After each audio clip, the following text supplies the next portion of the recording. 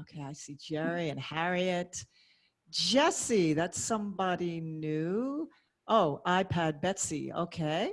Oh, and there's Jesse and Kara. Oh, cool. Welcome, Alicia. Oh, this is so wonderful. Just spend another couple of minutes just letting a few more people in so that nobody is left out.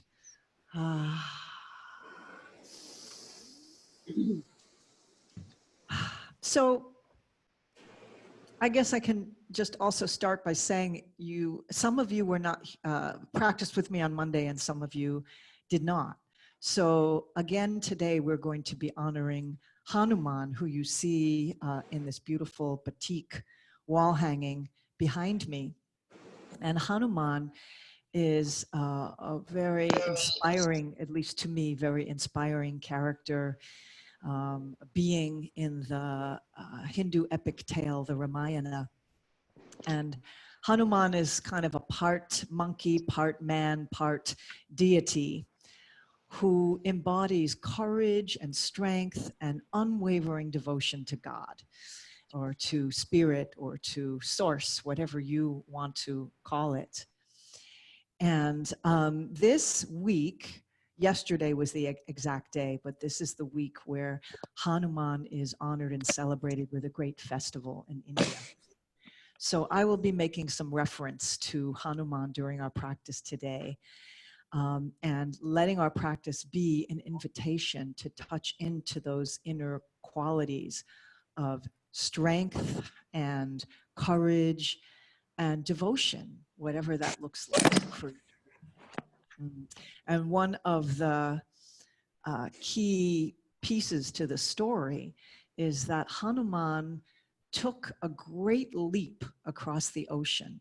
Nobody else could figure out how to get across, because Lord Rama, who was the embodiment of God in this story, his wife Sita had been kidnapped by an evil demon king and held captive on the island of Sri Lanka. And this is the classic good triumphing over evil story. But Hanuman, because of his devotion and his courage and his deep desire to serve and bring healing to the world, he leapt, he found his strength within himself to be able to take one giant flying leap across the ocean to find Sita, so that Ram could defeat Ravana and bring Sita back. So we'll be making references to Hanuman's great courageous leap. And I think all of us in our lives have situations either in the past, or maybe right now, or maybe in the future, that we will have to face, where we will have to summon our courage and strength to take a leap of faith. So for all the leaps of faith that we need to take now and in the past and in the future, we honor Hanuman. Okay, I'm still admitting a few other people. Welcome, welcome. So what I'd like to do is to invite you to come onto your mat into your child's pose. Some of you might find that coming into child, it's easier and more supportive to have a rolled up blanket or a bolster or a pillow behind your thighs, if that's easier for your knees or quads. But however you can access a comfortable child's pose, just for a few moments of breathing together. Coming into stillness with the forehead resting comfortably on the mat. If the forehead doesn't comfortably reach the mat, you can take a block and let your head rest on the block. Reach your fingers forward so you come into extended child, so we get a little stretch through the upper back, the shoulders, the upper arms. Whole back body lengthens. And let the sitting bones soften with every breath and sink back toward the heels.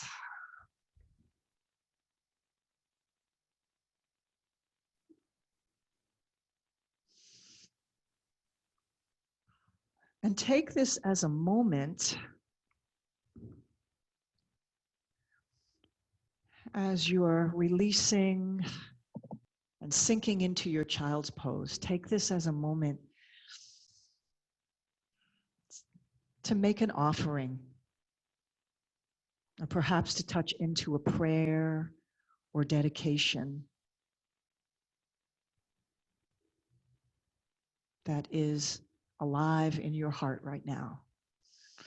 Maybe dedicating your practice to someone in your life that needs healing, or someone anywhere that needs healing. Or maybe to call upon your own strength and courage, focus. Maybe just inviting in a quality that you need to bring into your life right now. Trust, compassion, whatever it may be. Or perhaps there's a letting go that needs to happen here. You can use this as a moment of prayer to ask for, to offer it out, offer it into the earth, offer it to spirit.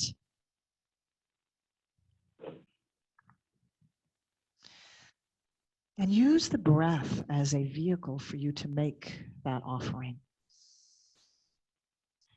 So deep, long, slow in-breath, filling the belly, drawing the breath all the way through the rib cage up into the chest. Pause at the top for a moment to feel that fullness. And then exhale with a sigh, a releasing breath, letting go, making that offering, sending out your prayer with your breath.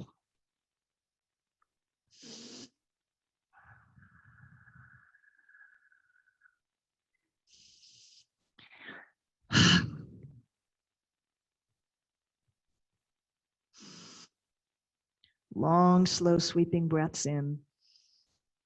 Exhale with a sigh, releasing, letting go. Draw the navel in toward the spine at the end of your exhale to completely release all the breath. And one more cleansing, releasing breath. Inhale, filling up to surround the heart with breath. Exhale, release. Let go. And on the next inhale, slowly let the breath lift you up into your table pose. Hands underneath the shoulders, knees underneath the hips, and find your cat-cow spinal waves. Drop the belly, lift the tailbone, spread the heart, pull the shoulders back so you're drawing the heart forward and lift the head, look up. Exhale, tuck the tail, pull the navel in, chin to chest, squeezing out all the breath. Hiss it out. You can gently contract the back of the throat, creating a little constriction there so you come into your ujjayi, ocean-sounding breath. If you're new to practice and aren't familiar with ujjayi breath, you can just stay with long, slow, deep breaths in and out through the nose. And here, as we come into the cat-cow sequence, with long, slow breaths, we're practicing syncing up the breathing and the movement and the attention. So it all comes into one flow.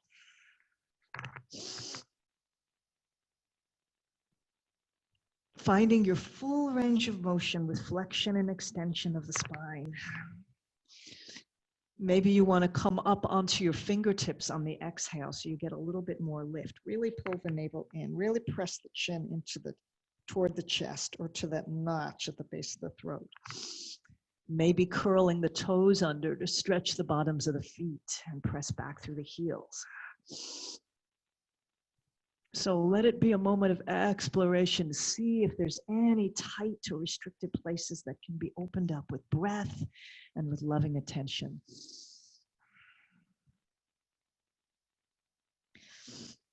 And then with hands flat, you can point your toes and come into a side stretch, wagging the tail side to side, sliding the feet to the right, sliding the feet to the left, curling up like a letter C in one direction and then the other direction, inviting some space between the ribs. And this practice today is going to be probably, I would say, a moderately paced level in terms of energy. But I will offer some modifications for those of you who need to take it to a gentler practice. So it should be accessible to everyone. With that said, there may be some parts of the practice that you might need to just sit out and watch if you are needing a very gentle practice. Come back to center. First and foremost, just really listen to your own body and do what feels appropriate for you. Hands forward just a couple of inches and leave yourself lots of room here for some big circles of the hips. Once again, syncing up your breath with your attention and your movement, stirring the hips with those wide circles.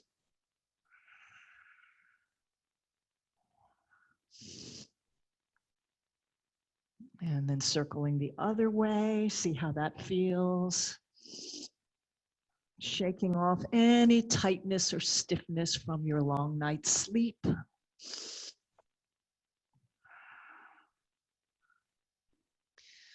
One of the meanings of the word asana, the roots of the word asana, I recently found out is connected to the word that means to celebrate in Sanskrit. So each of these movements, no matter how gentle, are a way that we can celebrate being embodied, being in our bodies and fully inhabiting our bodies. And then center your hips again and draw the heart forward, bend the elbows a little bit as you lift the heels toward the buttocks. Touch your tippy toes together if you can. See if you can sink the pelvis down to hover over the mat. Drop the shoulders down and back. We don't want to be scrunching up to the ears. You want to be melting the shoulders away from the ears and drawing the shoulders back so your heart is spread nice and wide as you come into seal pose. So here you actually want to come forward onto the thighs, arch the back, look up, big breath in. Exhale, press away into a cat stretch. So we do the opposite movement of the spine and sink back into your child. See how child feels now.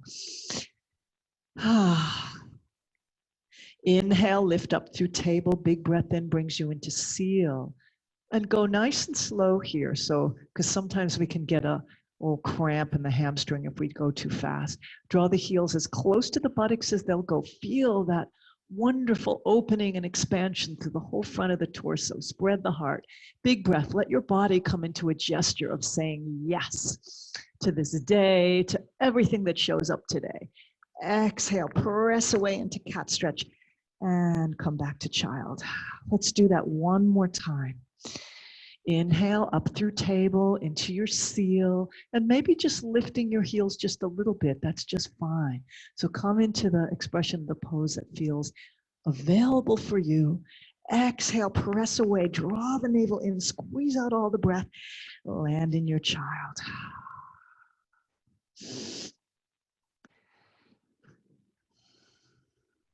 So we're going to come into a flow that continues to deepen these very important flexion and extension movements of the spine. I'm going to show you a couple of different options here, one more gentle and the other a little more vigorous.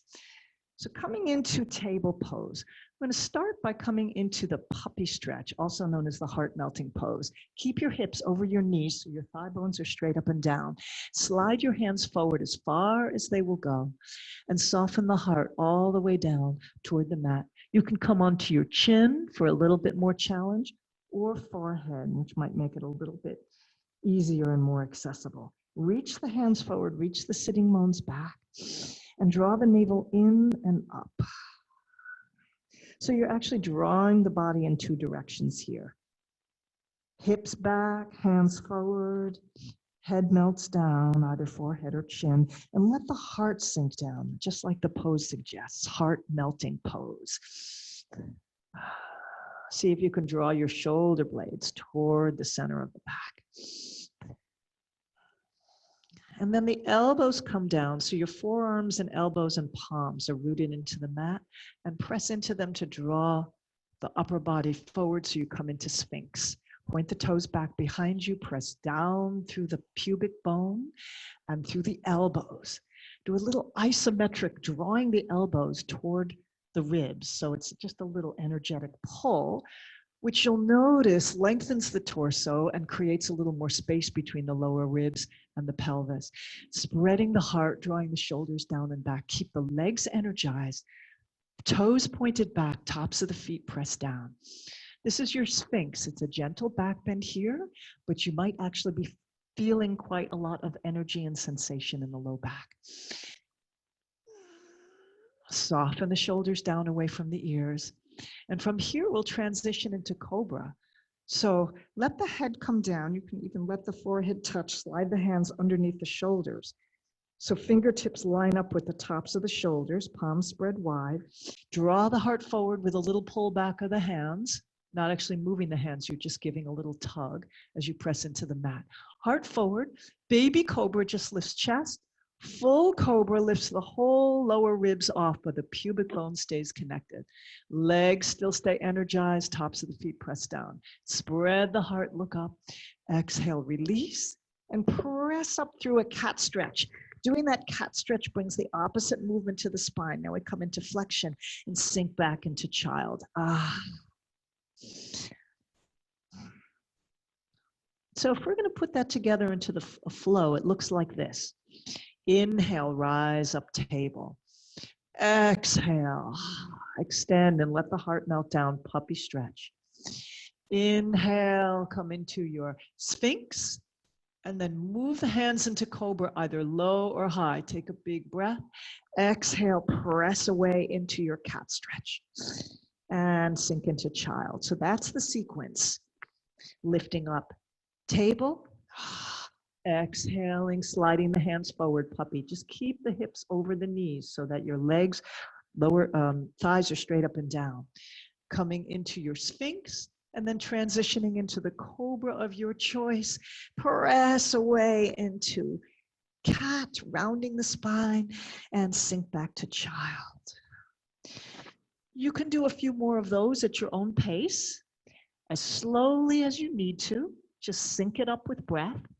If you're looking for something a little bit more juicy, a little more challenging here, come into your child's pose, reach your hands forward.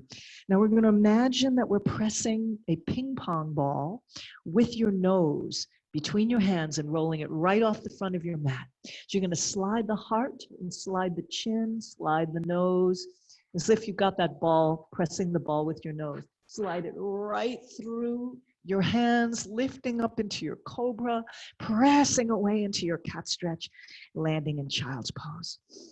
So the trick here is you've got to widen your elbows. So as you slide through, the butt stays up in the air, the elbows widen. Once your heart comes between your hands, you draw your elbows back in, lift up into Cobra, nice and elegant arch in the spine, press and arch the other way, sink back to Cobra, to child, excuse me. At your own pace, sliding through, just opening up with undulations of the spine and deep breathing into those two essential sacred movements of the spine, flexion and extension. And if you want to take it deeper to the next level of challenge, you can take this all the way into an upward facing dog, sliding through. Hands end up under the shoulders, straighten the arms, lift the pelvis, energize the legs so that your kneecaps lift, your quadriceps are active, and the thighs and the pelvis are lifted off, just tops of the feet and palms press. Draw shoulders back so your heart leads forward, lift up, straight up through the crown of the head, roll over the toes, and meet in downward facing dog.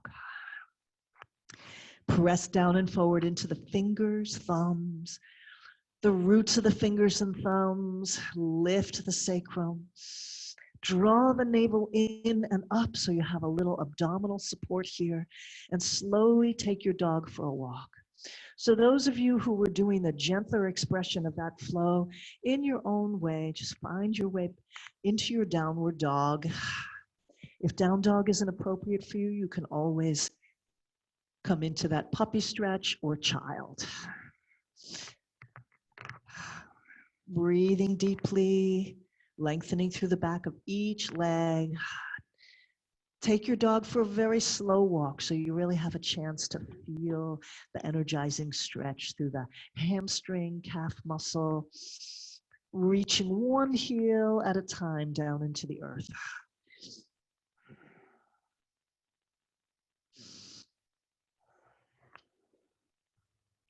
And then from here, we'll take it into the connecting vinyasa, bringing the shoulders over the wrist, coming into the top of a plank, top of a push-up high plank, body in one long line. Look under your body to make sure you're not sticking your butt up in the air or letting the hips hang down. So you really need to use your abdominal muscles to support this pose. Press back through the heels. And then lower down your knees, chest, and chin. Butt stays up in the air. Draw the heart forward, peel the shoulders back. Come into your expression of cobra. Maybe up dog will feel joyful for you. You can take that instead. And meeting in your downward facing dog.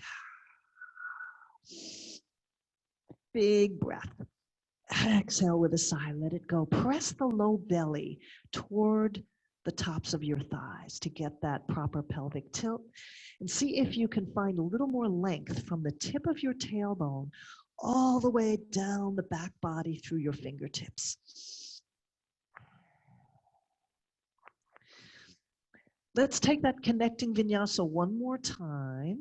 And it's always fine to take a rest in child. Come forward into plank, lower down knees, chest, chin, like you're looking under the couch with the butt up in the air. Heart draws forward, cobra or up dog, heart leads, and press back into your downward facing dog. We're going to step through with the right foot. Some of you will find it easier to come through table and step through. And you might want to have blocks available just within arm's reach. Some of you will be able to come right through from downward dog into a three-legged dog, lifting your right toes to the sky, keeping the heart low. One long line from the right fingertips to the right toes, and then gently stepping through low lunge. Knee over ankle on the right side, slide the left knee back and soften the shoulders. And just take a few breaths here to release the pelvis toward the earth, to find length from the tailbone to the crown. If you need to be on blocks under your shoulders, that can be helpful too here. Breathe and enjoy.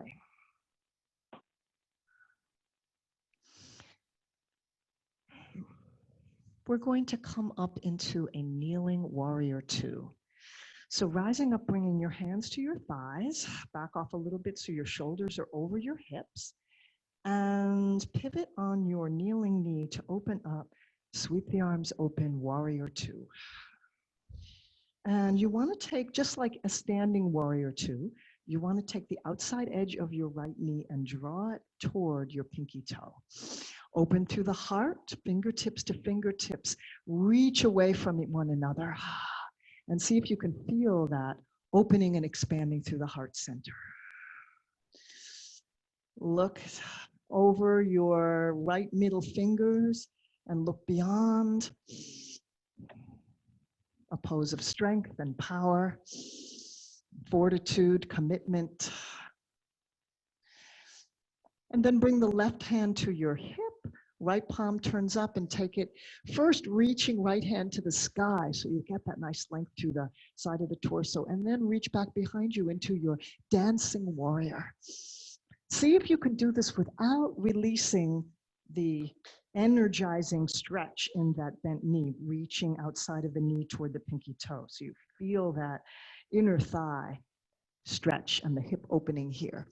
Exhale back into your warrior two and straighten the front leg. We're going to take it into the gate pose, lifting your left hand, reaching up, sliding your right hand down your shin, either resting on your shin or the back of the hand presses inside the calf. Reach up first so we get that nice side body opening, and reach long through the fingertips past the front of your mat, pressing the hips forward so you keep the body in one plane. Big breath. And then exhale, float the fingertips down. So you're going to be on your fingertips on your left hand and sweep the right hand away, tippy toes to fingertips coming into one long diagonal line, half circle. Big breath in, grow long. And then reach up for the golden cord. Let it draw you up. So notice how much you have to engage your core here. Come back into opening your gate. We're going to flow back and forth here. Open the gate, reach up, and sweep into your half circle, pressing the hips forward, growing long, toes to fingertips. One more time. Open your gate. Big breath, feeling the ribs expand on your left side. And long half circle pose. See if you can let your body grow an inch longer from the tips of your toes to your fingertips on that side of your body. It'll be your right side of your body. Press the hips forward and then take 3 big circles of that right arm, sweeping open, but let it invite the whole torso to roll open. So as you open up, your shoulders, your face turns to the sky, your heart turns to the sky. Even your hip pointers, rolling open the whole torso. Take another big rolling open. Big breath in. It's another gesture of saying, yes, here I am, world. Now, this part is where people often screw up. So let's see if we can get this right. Bring your upper hand down. Both fingertips are going to do the walking around the left side of your mat toward the front. So you're going to pivot on that back knee, and you're going to come into a runner stretch. So now you should be facing forward. Sometimes people end up facing the wrong way. So if that happened to you, no worries, just kind of readjust. And you might want to take your blocks here for support, or just fingertips point and flex. We're in a runner stretch now. So you can even slide that right foot forward, lengthen out. It's very important that we stretch the hamstrings today to do our Hanuman asana pose. Lengthen through the spine. You're going to fold from the hip crease rather than rounding the upper back. We're going to stay long in the spine, lead with the heart. Let the breath find a pulse here. So you lengthen on the inhale and melt into your stretch on the exhale, long in the back of the neck. So a little tuck in with the chin. Finding that ujjayi breath, that ocean sound, with that gentle contraction in the back of the throat.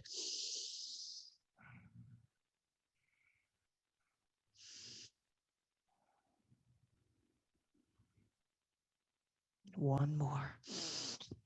Lengthening from tail to crown, deepening, leading with the heart. Oh yeah. Roll that right foot down. We're going to take it into a twist now. Press your left palm underneath your shoulder, right palm into your right thigh. Press into the right thigh and into the floor with the other hand so that you stack your right shoulder on top of your left. Lengthen tail to crown and release. Just keep your hands where they are. Just release the twist. Now press again on the exhale. Inhale, release. Heart faces down. And again, press into the twist. Stacking right shoulder over left, lengthening root to crown. And then again, and this last time, if you want to curl the back toes under, lift up into high lunge. So the back of the left knee lifts, and then reach your right hand to the sky. Energize the inner thigh on the right side so that your knee stays over your ankle long and wide. And frame your front foot. Step back into your plank pose.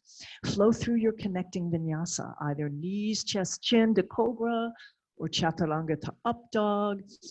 Spreading the heart and meeting in your downward facing dog. Pause and see if you can notice any difference between one side of your body and the other side of your body, as we prepare to take that sequence on the other side. So we're going to step through with the left foot. So on the next inhale, if you're taking three-legged dog, you can reach those left toes high, keep pressing down and forward into the hands.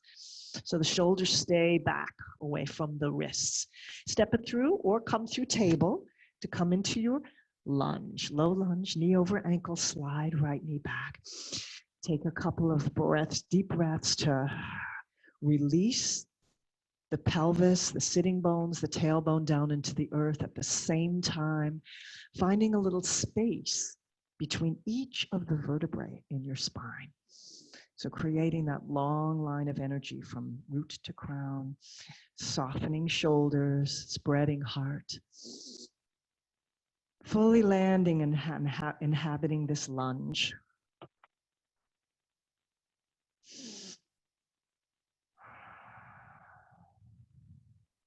And then bringing your hands to your thigh, pivoting on the kneeling knee. Some of you might find it more comfortable to have a blanket or knee pad underneath your knee. And again, outside edge of the left knee comes toward the pinky toe. So you've got that inner thigh stretch. Now you can see what the pose looks like from the back, rooting tailbone down, shoulders over hips, nice and long and wide through the heart center. Taking aim over your left middle finger, perhaps touching into something that needs to be pierced through with the sword of intention. Some kind of cobwebs, perhaps, in the mind or heart.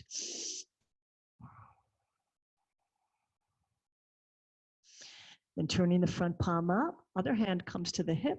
First lengthen and lift so you get that nice opening through the ribs, and take your dancing warrior, reaching back. Try not to bend your elbow. Keep the arms straight. Even if you can't get too far over, you'll find that the stretch is more active that way.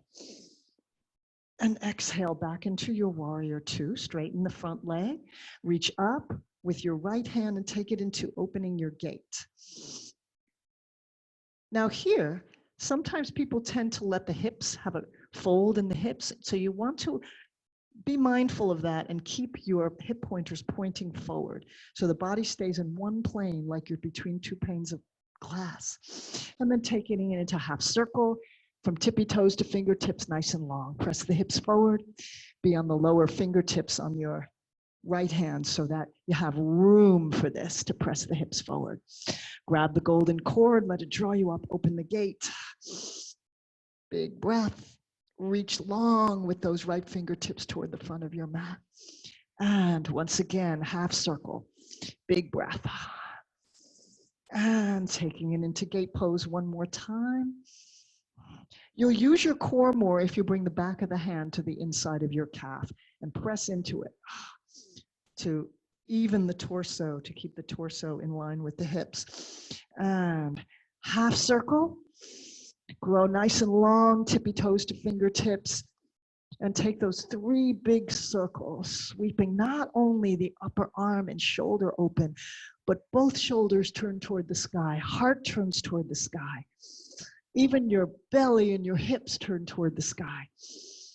And if any of you know the ancient mantra that goes with this, I know some of you have been practicing with me know it. It's giving a shout of joy to the heavens going, woohoo! You can all do that even though I can't hear you. So you can go as loud as you need to go with that whoop of joy. And then let the fingers do the walking around the right side of your mat, pivoting for your hips so your hips face forward. Frame your left foot. Point and flex in your runner stretch. You want to slide that heel forward a little bit more.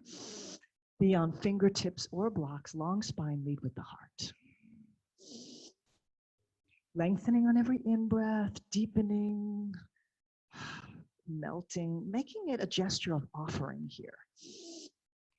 You're not pushing into anything, you're not forcing anything, you're simply offering your heart into the stretch, into that edge. In this way, every single asana that we practice is not just a boring exercise, it's actually a form of prayer. What are you offering your heart to today?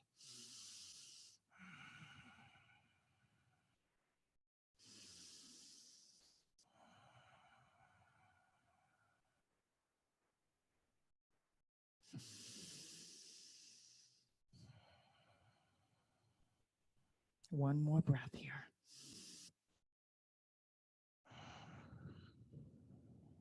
And rolling the left foot down. Right hand comes under the shoulder. Left hand onto the thigh. Press into both hands. To rotate the spine, stack your left shoulder on top of your right and elongate root to crown. Release on the inhale. Exhale, press into it. Take it into the twist. Maybe you'll even find a little snap, crackle, pop in your spine as it aligns. Looking up at the sky one more time. Press into it. And if it feels available, curl your back toes under, lift in high lunge, reach left hand to the sky, inner thigh on the left side, drawing toward the center line of your mat, and grow long and wide like the rays of the sun. Big inhale. Exhale, release. Step back into plank pose one more time. Flow through your vinyasa as you choose to end up in downward facing dog.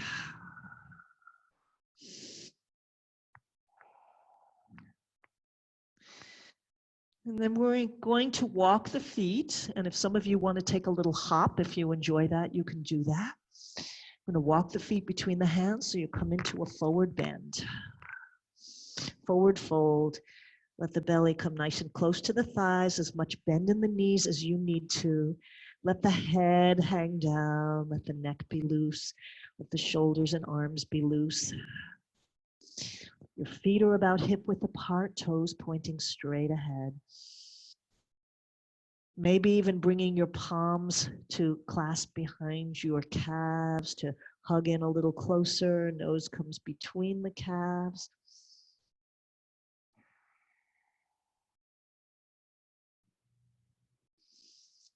And then we'll take a half lift, slide the fingertips up the shins, press the fingertips right into the shins, draw the shoulders back into a reverse shrug, long back of the neck, navel in and up, half lift, Ardha Uttanasana. Exhale, fold. And drop the hips halfway, let the weight come into the heels a little bit more, palms come into prayer position, so you come into your Utkatasana. Standing squat. Just pretend that you are hovering over that porta potty. Draw the shoulders back, heart toward the thumbs. Get that ujjayi breath going, nice and strong. A little lift in the corners of the mouth, a little Buddha smile here. One more breath in and exhale. And on the next inhale, sweep the arms up into extended mountain. Palms come together. Return to the heart as you touch back into whatever prayer or intention you set at the beginning of your practice.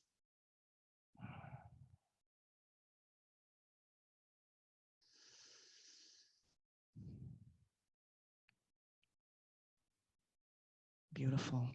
Notice how you feel so far with that energizing warm-up. I don't even like to call it a warm-up because it's all practice. It's all is what it is. But we've opened up all of the areas of the body, all the movements of the spine, opened the heart. Somebody's sending me a message. Let's see. Entered the waiting room. Okay. There we go. Welcome. So now, what I invite you to do is take your blocks, if you have blocks, and keep them available. You might want to bring them into the most upright setting on your mat. Now we're going to take our practice into a little bit more vigorous phase where we will honor Hanuman taking his great leap. Now you'll see here, Hanuman is carrying two things. He's got a mountain and he's got what's called a mace, which is like a weapon. It's like a power object. Object of strength and protection, like a club. The mountain is actually one of the mountains in the Himalayas that he was told to go find these healing herbs because Lord Rama's brother Lakshmana had been wounded in battle. And the only place that he could find that herb was in this one mountain in the Himalayas. So Hanuman very dutifully went to find the herbs, but he didn't know which herbs were the right one. So with his strength of devotion and wanting to serve, he pulled the entire mountain out of the ground. And then he flew across the ocean again to bring the healing herbs to Lakshman. So he's carrying the mountain there, taking that great leap. Now, we can think in our own way of how we bring healing to the world when we come into that gesture of carrying the mountain. So let's do that together.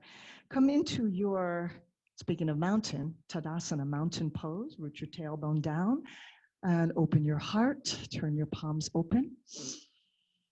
Ready, willing to serve.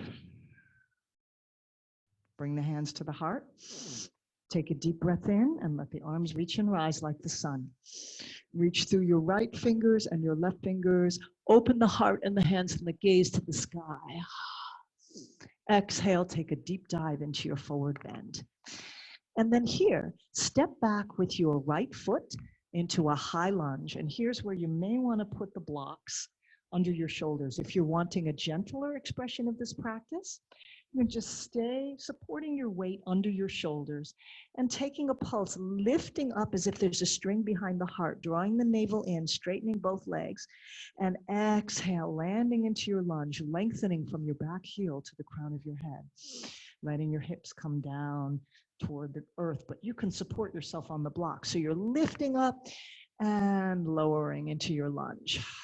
And this is great for stretching both the hamstrings here and the front of the hip flexor on the back leg.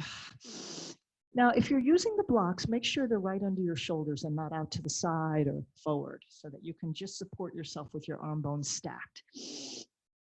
So you can either just do this, which is a wonderful practice, syncing your movement, your slow movements up with breath, or we can come into a practice called Hanuman Kriya, where you're going to take some leaps, and it looks like this. You're going to press into the block and lift up and switch your legs. So you land into lunge on the other side.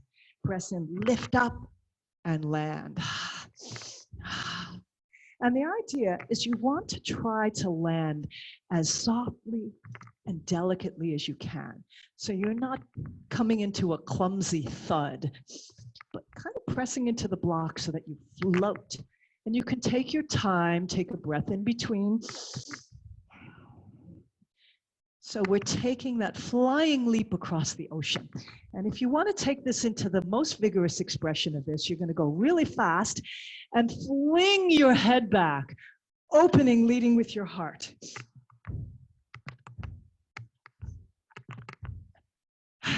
I like the medium one better, but some of you might want to really get a more energized practice. So go as slow or as fast as you need to. Remember, you can just do this. And we're going to end, after you've taken as many of those as you're comfortable, end with that left foot forward. And then from here, rising up, inner thighs toward the center, rising up into your balancing warrior. You're going to be on the ball of your back foot, front knee over ankle, hips squared, facing forward. Tuck your tailbone down, root it down into the earth. And here, let's do opposite arm and leg. So take your right hand, palm up, you're holding the mountain, offering healing to the world, taking the club in the other hand, it's called a mace, accessing your power and strength and for protection.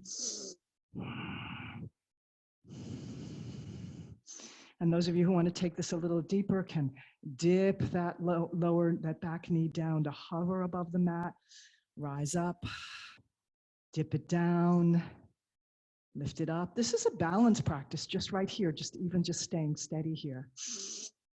And then preparing to take that flying leap across the ocean, reach your hands back behind you, interlace your fingers, spread the heart nice and wide, open the heart. This is the pose of opening to your own courage and your own devotion with that open heart, your devotion to serve, devotion to higher power of your understanding. And then bring your hands to the block, press into the blocks, and lift that right leg. So you come into warrior three. Now you can stay with your hands on the blocks, leveling your hips, Pressing back out through your heel, or you can bring your hands by your side. There's a little bend, not a bend, but an unlocking of the standing leg. Maybe coming into airplane arms, or coming into the full expression, warrior-like expression of warrior 3. And again, you can stay with your hands on the blocks, lengthening out. And when you are ready, you can float that back foot down.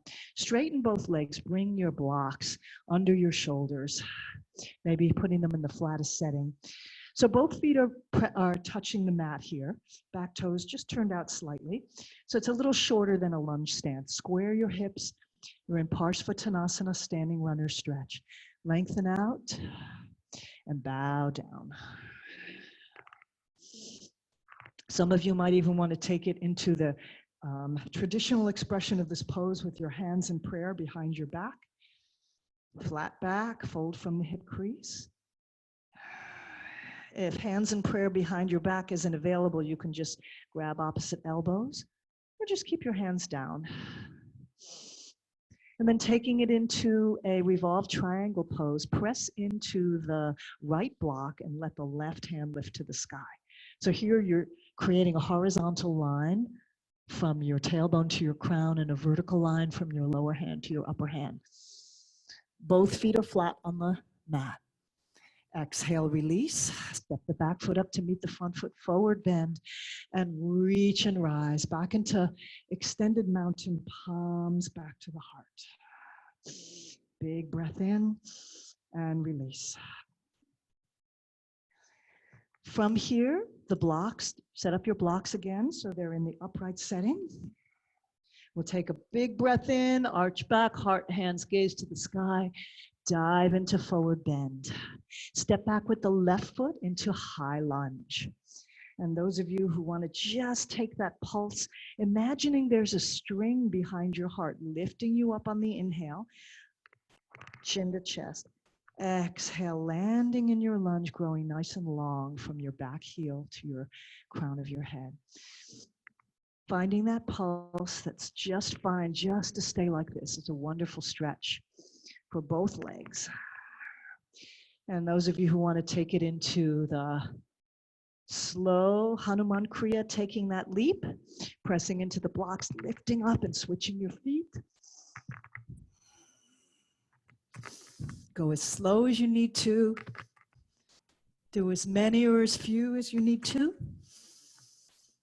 And those of you who want to take it into the wild and crazy fast one, so we're going to end up with the right foot forward this time. Take a few deep breaths to normalize your breath if you got a little bit out of breath. And then from here, we'll rise right up into your balancing warrior 1. Either hands can reach to the sky separate in that sort of a victory pose. Maybe you want to bring your hands into V for victory, or hands in that sword-like pose. Hips squared, back of the left knee presses away from you toward the back of the room. Tailbone roots down, navel lifts in and up. Supporting this pose with your core. And then you can take left hand to serve, offering your healing to the world.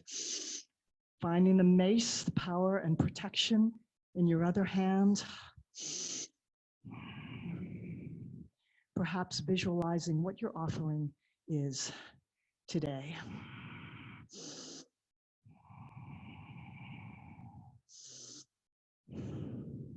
And then hands back behind you. Open the heart nice and wide, gathering your courage. Big breath in.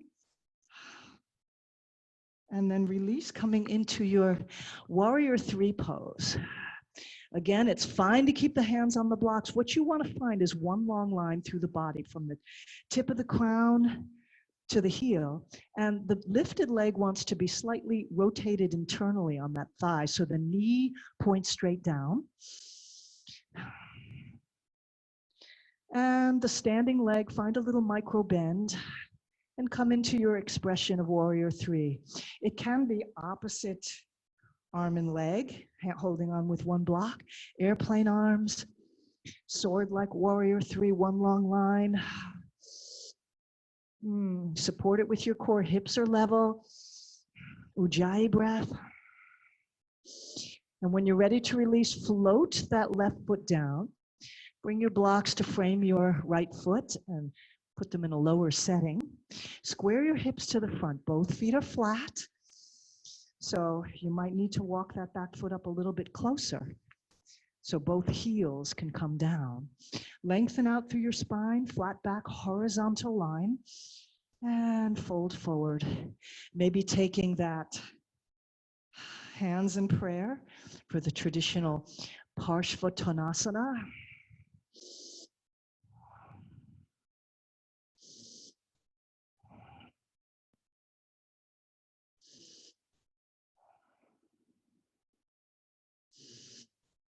And then if you want to take it into the twist, just press your hand into the left hand into the left block and square your hips and reach your right hand to the sky. Stacking your right shoulder on top of your left. Growing long from your tailbone to your crown. Big inhale and then exhale, release. Step the back foot up to meet the front foot. Sweep the hands out to the horizons, up to the sky. Palms come together, draw them back to the heart. And feel your courage, your power, your strength. Every asana is a prayer and a celebration.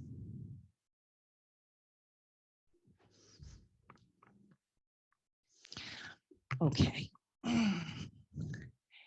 Let's do, it looks like somebody else might be wanting to come in. No, I think we're good. Okay. So from here, everyone, let's take one more balance play.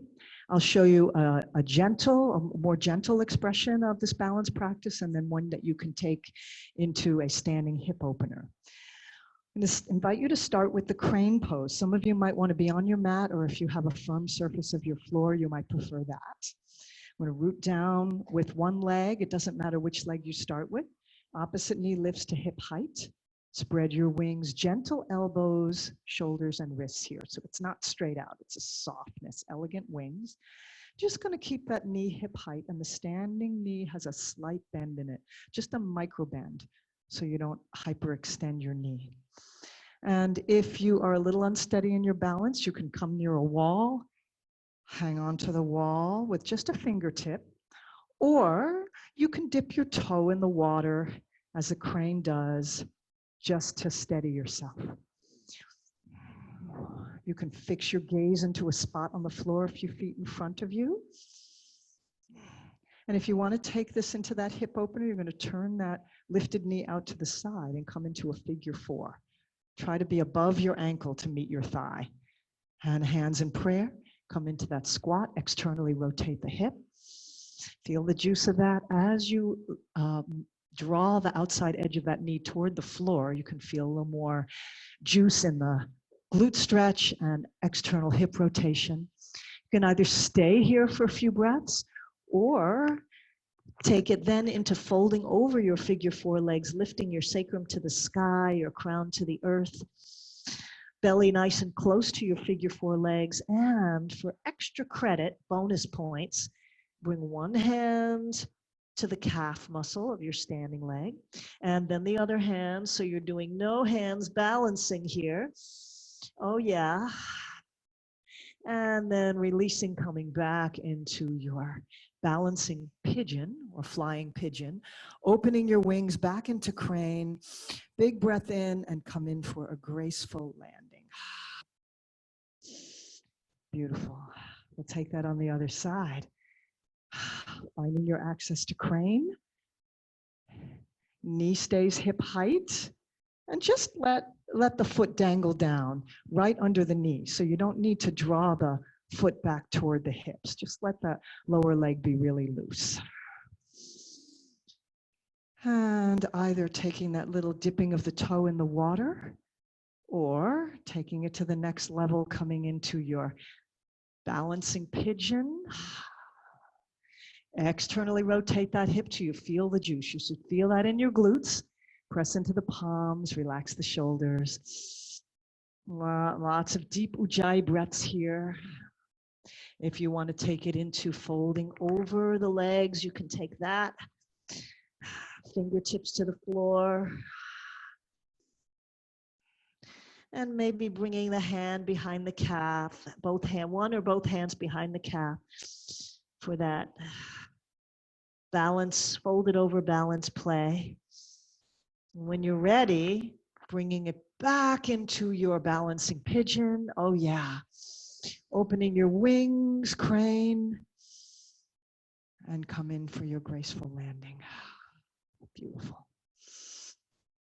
Yay. Okay, everyone, Hanuman asana. Some of you did this with me on Monday. Some of you, this might be new to you.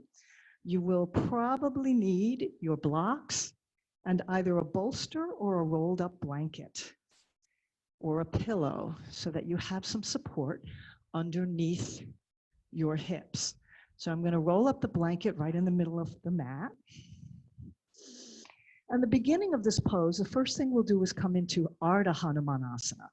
Now this pose is signifying and honoring that great flying leap that Hanuman took across the ocean. And so it's going to look at first just like a runner stretch, but it's a little bit different. I'm starting with my right foot forward, my hands under the blocks. It's a little different because you're going to be more upright. So you want to slide that right heel forward as far as it will go. And as you press into the blocks, you can bring your left knee back a little bit more. So you don't want to be leaning forward in this. You want your shoulders to be elegantly stacked over the hips. Make sure you support yourself on your blocks here. Maybe this will be as far as you can go. Some of you might find that you need an extra bit of height. So maybe you need 2 blankets or a bolster on top of a blanket. Don't worry if you can't go all the way down. This pose is not for everybody. I actually have a slight hamstring injury, so I'm being very careful here not to go down all the way to the mat. That's why I'm using the blanket and the blocks for support. So you can either stay here, make sure your blocks are under your shoulders and not out to the side, so you can easily pull the shoulders back and find that gesture of courage and open heart and love and devotion. If it's available to come into full Hanumanasana, you're going to lower the pelvis down onto that mat. Try to square your hips. So the back leg is going to get a nice psoas stretch here, like you're in pigeon pose, with the top of the foot down and the knee facing straight down. So again, there's that internal rotation of the thigh. The front leg gets a lovely hamstring stretch, calf stretch if you flex your foot. And you're lengthening up through your spine. You're going to either support yourself on the blocks if you need that to stay upright. Only if you're very comfortably rooted down on top of your support can you release your hands and lift arms to the sky. Because otherwise you'll overstretch your hamstrings and you could get an injury like I got because I probably went too deep into this and it's taking months to heal. So please be careful and err on the side of caution. That's why we have that blanket there.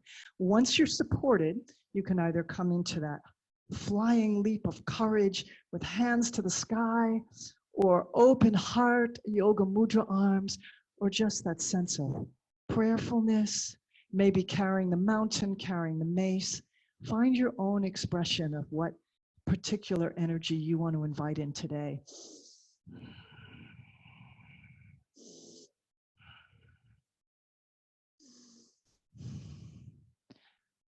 And when you're ready to come out, use the blocks to press into, to lift up.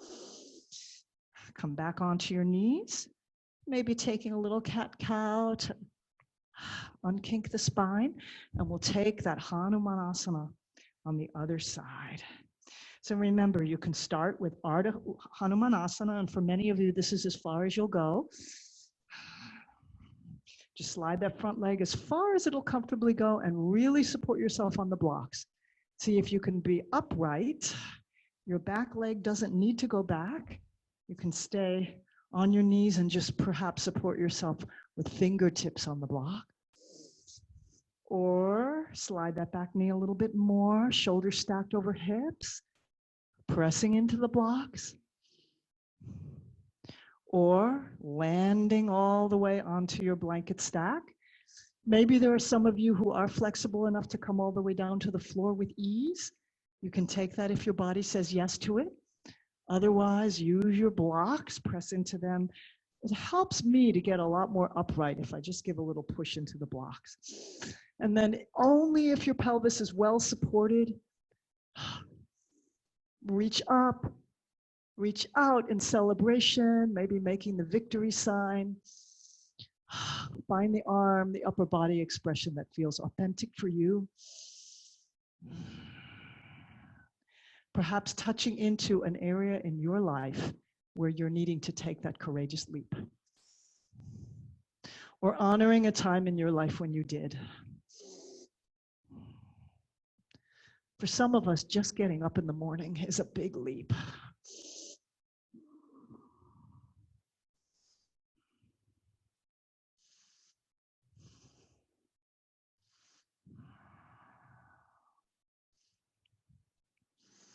When you're ready to release, pressing into your blocks and bringing the knees back under the hips. Oh yeah. And then from here, I'm going to invite you to come onto your back. Maybe taking a little bit of rock and roll if that feels good, little spinal massage.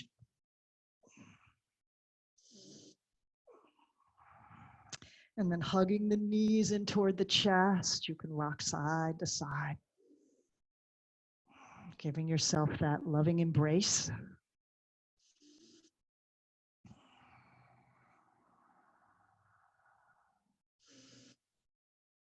Let's take a back bend here. Let's do the bridge pose. So bring your feet down, feet hip width apart, the heels lined up with the center of the buttocks, with the sitting bones. Place your palms down and walk your fingers toward your heels. You want to try to keep the knees stacked over the ankles. So we don't want the knees, and keep them in line with the hips. So you don't want the knees to splay out as you come up into your bridge. And to begin with the most gentle expression of the bridge pose, we'll just take some spinal rolls. So on the inhale, press the low back into the floor and lift the tailbone, lift the sacrum, then roll the lumbar spine off of the mat. Roll the middle back off, roll the upper back. See if you can spread the heart and draw the top of the heart toward the top of the chest toward the chin. And then roll down from your shoulders down through between the shoulder blades, down the middle back, down the low back, and let the sacrum come down to the floor. Inhale, roll up. And you want to see if you can isolate one vertebra at a time as you're lifting and lowering. And that helps really strengthen the core a little bit more and also brings more body awareness to your movements. So think about your spine as like a string of pearls that you are lifting and lowering off of the mat, one pearl at a time. With breath, the inhale lifts. With the exhale, you roll down.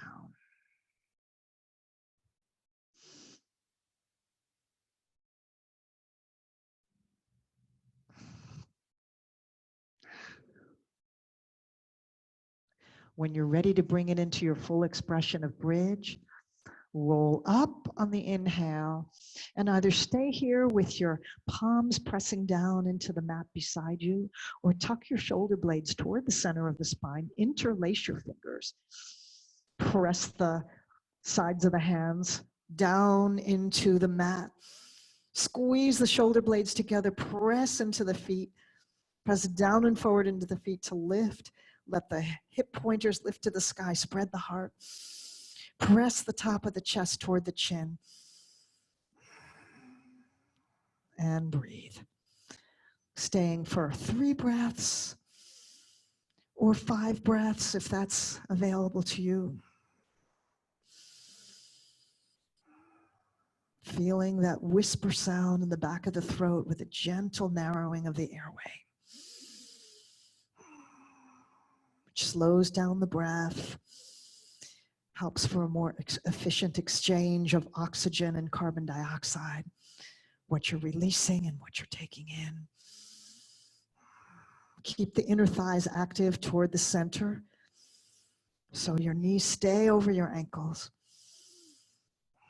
And when you're ready to release, unclasp your hands and roll down, lowering that string of pearls, 1 pearl at a time.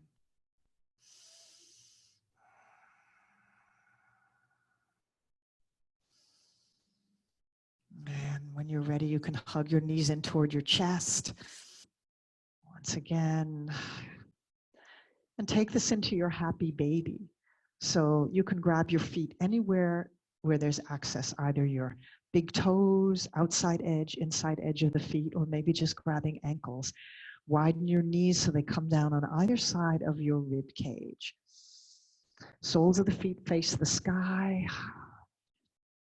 Press the sacrum down into the mat so you lengthen through your low back. See if you can bring your thighs parallel to the floor so they frame, the whole thighs frame your ribs. And play a little bit here, maybe rocking side to side, straightening one leg and then the other. Now, nobody can hear you. We're all on mute, so if you want to make baby sounds, you can do that.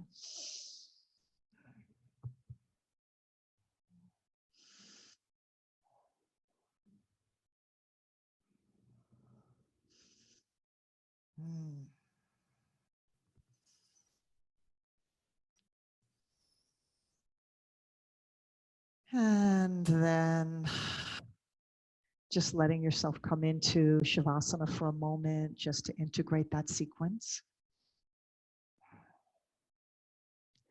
Just lying flat on your mat, palms turned up. Just feel all the energy that's alive in your body.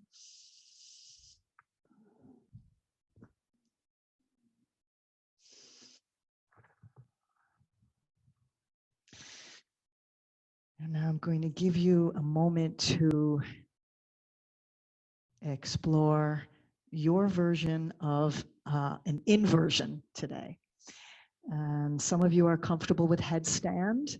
So if you are confident and comfortable in your headstand, you can come into that practice.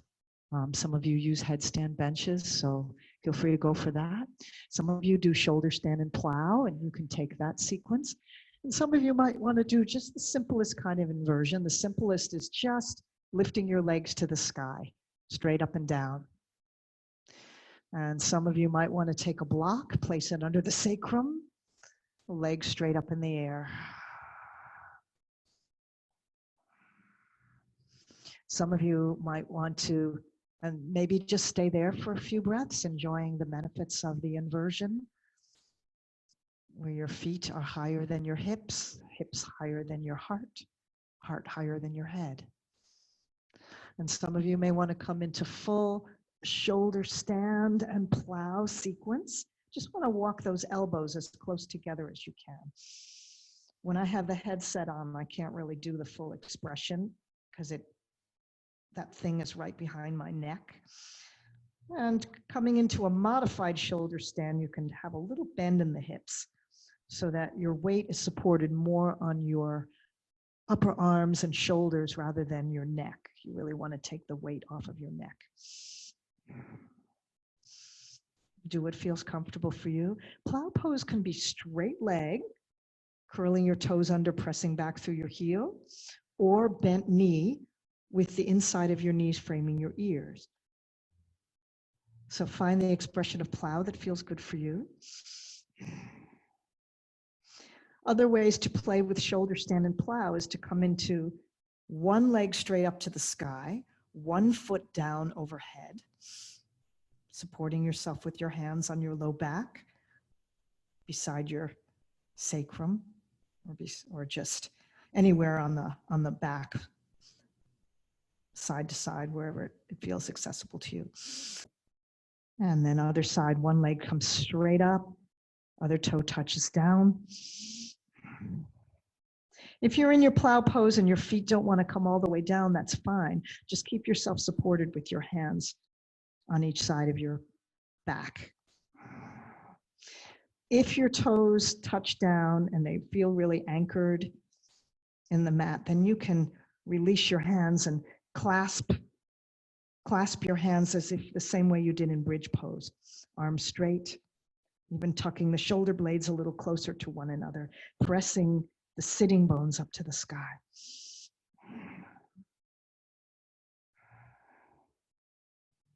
And just breathe and enjoy here in your inversion for a few more breaths.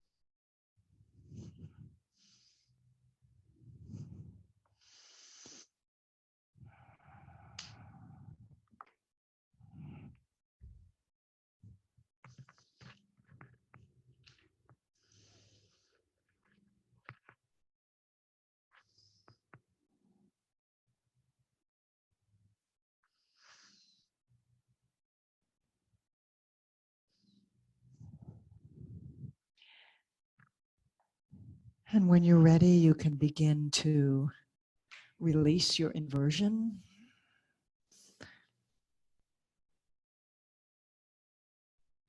And we'll do one abdominal strengthening practice before we take it down into the more chill time.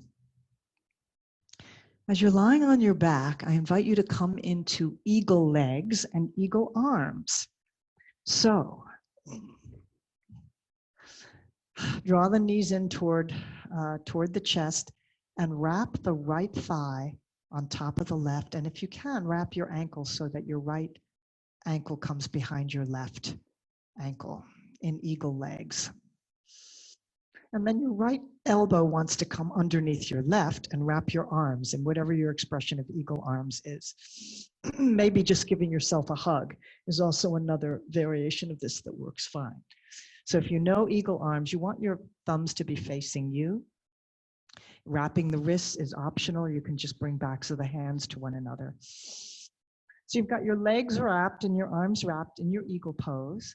And as you inhale, you're going to touch the toes down and reach the hands back behind you.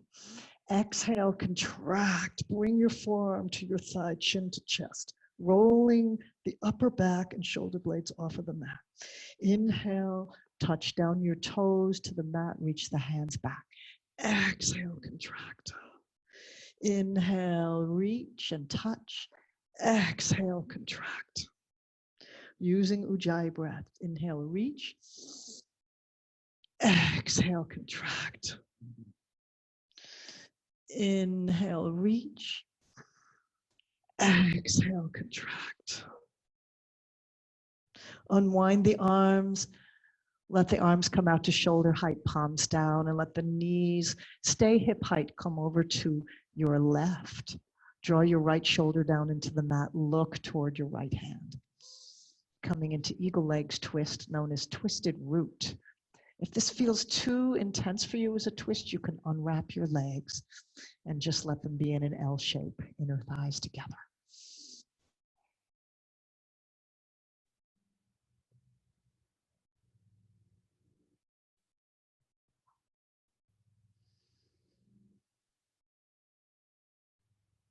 Inhale up to center. Wrap your legs the other way. Left thigh wraps on top. Left elbow comes underneath right. so that your left elbow is pointing toward your left thigh. Fingertips pointing back behind you, thumbs point toward you, or give yourself a hug. Inhale, touch toes down, reach fingers back. Exhale, contract. See if you can meet your elbows to your left thigh, chin to chest. Inhale, lengthen. Exhale, contract. Inhale, reach, and feet touch down. Exhale, contract. Inhale, toes touch, fingers reach back. Exhale, contract. And again, reach and contract. See if you can get the entire upper back and shoulders rolled off the mat. Inhale, reach. Exhale, contract. I don't know how many we did. Let's do one more for good luck. Inhale and exhale, contract. Unwind the arms, palms face down, plant the backs of both shoulders into the mat. Let the knees come down toward your right. Turn your gaze toward your left. Or unravel your legs and just come into a revolved abdomen twist. Long sweeping breaths here.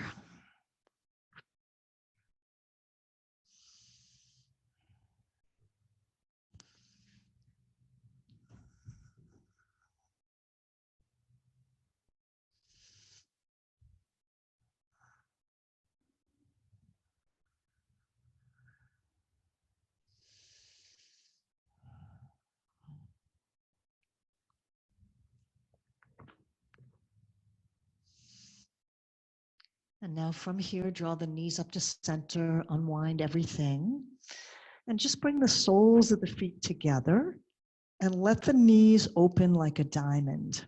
So the legs make a diamond shape. So you're in your reclining bound angle pose.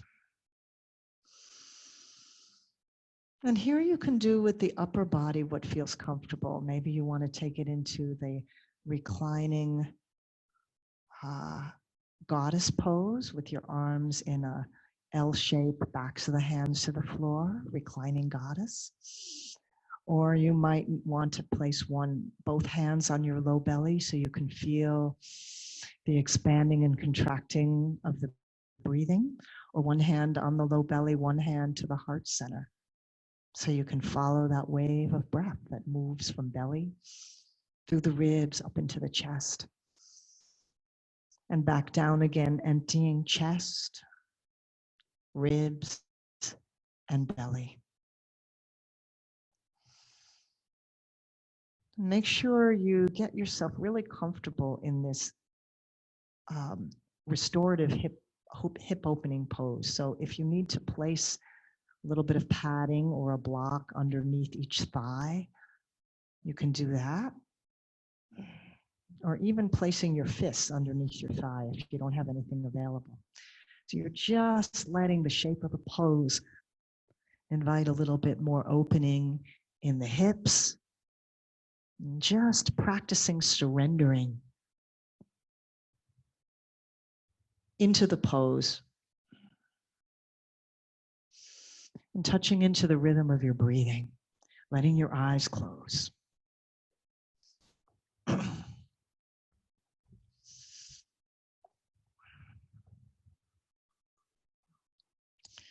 Nothing to achieve or accomplish here, only an invitation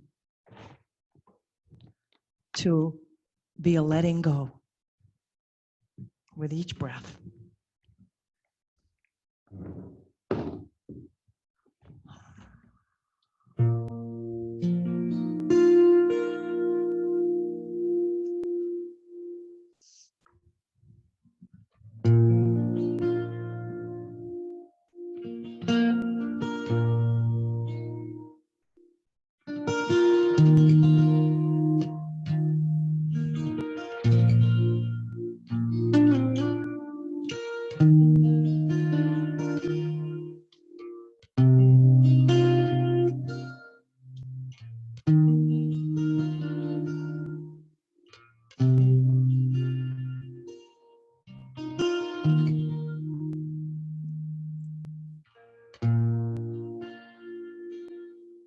So one of my favorite parts of the story of Hanuman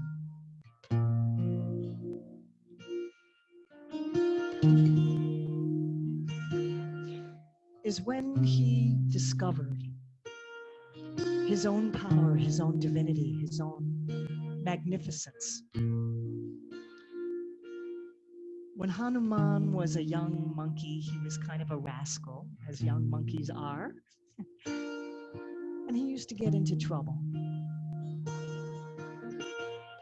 He used to disturb the sadhus, the monks who were meditating in the forest, by stealing or rearranging their sacred objects. And they became really annoyed with him.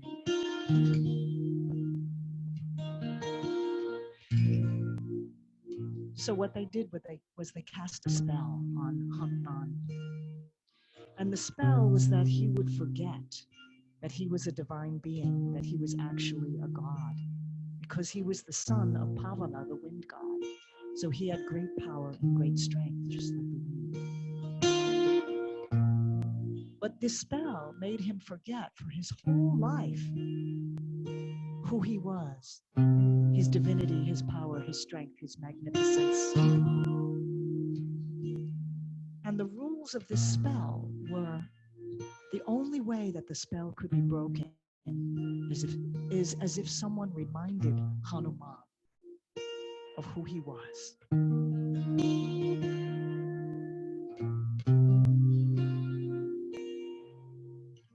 So as Hanuman was sitting beside the shore, the edge of the ocean, the great ocean, knowing that Sita was on the other side and he needed to go and find her so she could be rescued, he didn't know how he was going to get across the great divide.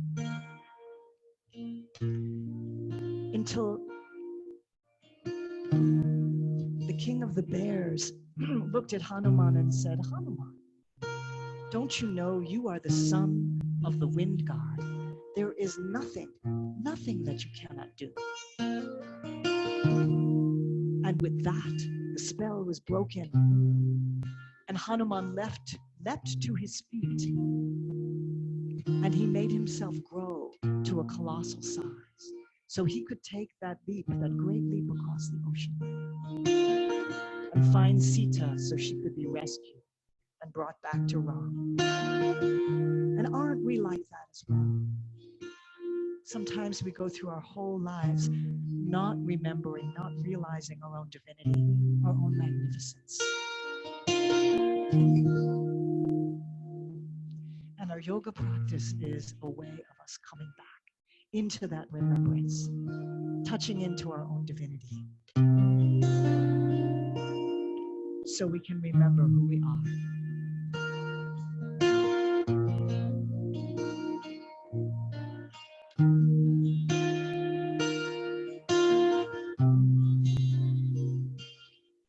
When you are ready, if you'd like to come into Shavasana, sliding your feet away from you on the mat,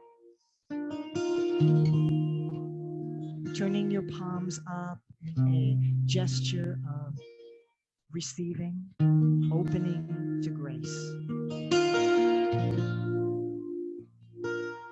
And you can release any control of the breath now. Just let the breath find its natural rhythm.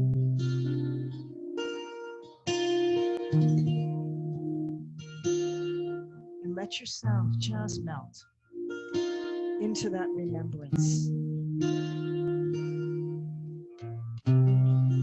that you are a unique and beautiful and magnificent expression of divinity in form.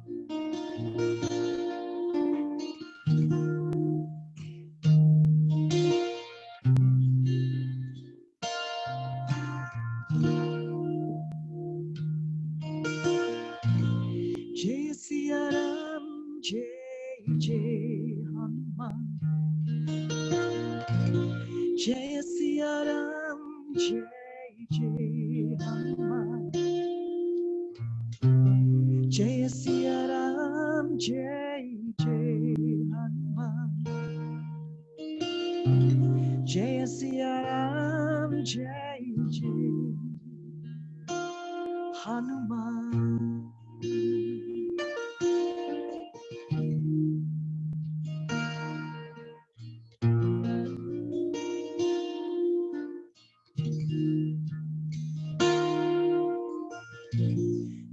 Bajaranga Bali, Baba Hanuman. Jaya Bajaranga Bali, Baba Hanuman. Sangato Mocha, Kripalu. Sangata Mocha, Kripalu. Jaya Siya Ram, Jaya Jai Hanuman. Jaya Siya Ram, Jaya Jai Hanuman. Jaya Siya Ram, Jaya Jai Hanuman. Jaya Siya Ram, Jaya Jai Hanuman.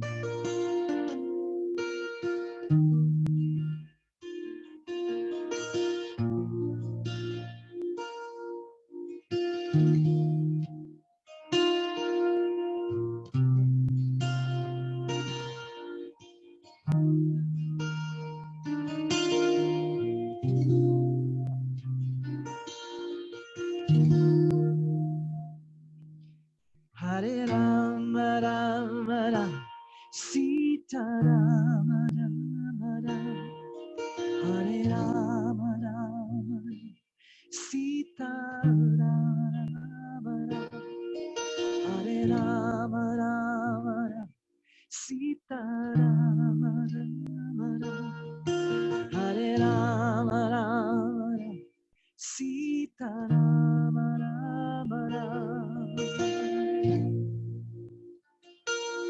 Sita Rama Rama Hare Rama Sita Rama Rama.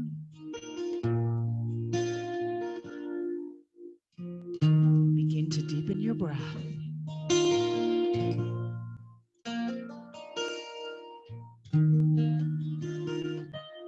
And bring some movement into your fingers and into your toes.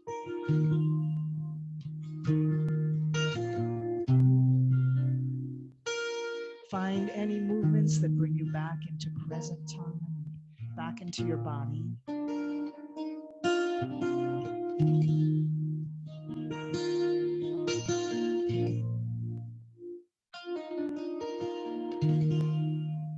And when you are ready, you can roll over onto one side. Pause there for a moment.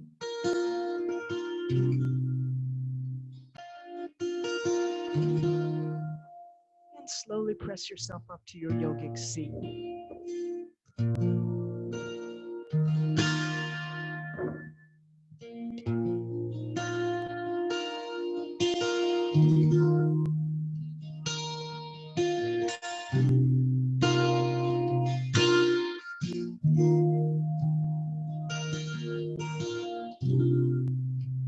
And those of you who wish to join me in this closing chant, Hare Rama Rama Ram Sita Ram, which basically just means yay God, or calling into that place of divinity within yourself. It doesn't have to be anything outside of yourself. So whatever that means to you, just bringing us into that remembrance that we can take into our day as we move off of that. So all together. Hare Rama Rama Rama Sita Rama Rama Rama Hare Rama Rama Sita Rama Rama Rama Hare Rama Rama Sita Rama Rama Rama Hare Rama Rama Sita Rama Rama Rama Hare Rama Rama Sita Rama Rama Rama Hare Rama Rama Sita Rama Rama Rama Hare Rama Rama Sita Rama Rama Rama Hare Rama Rama Sita Rama Rama Rama Hare Rama Rama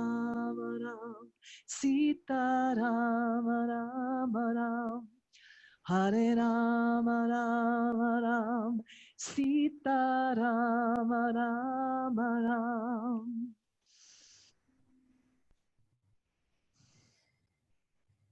Take a deep breath, bring your hands together in prayer position in front of your heart.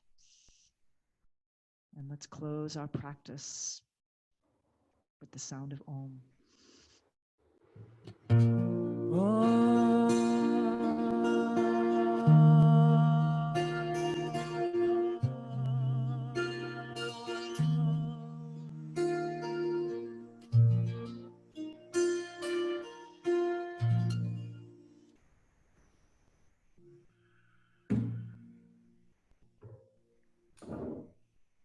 May we all remember our inherent divinity. Namaste.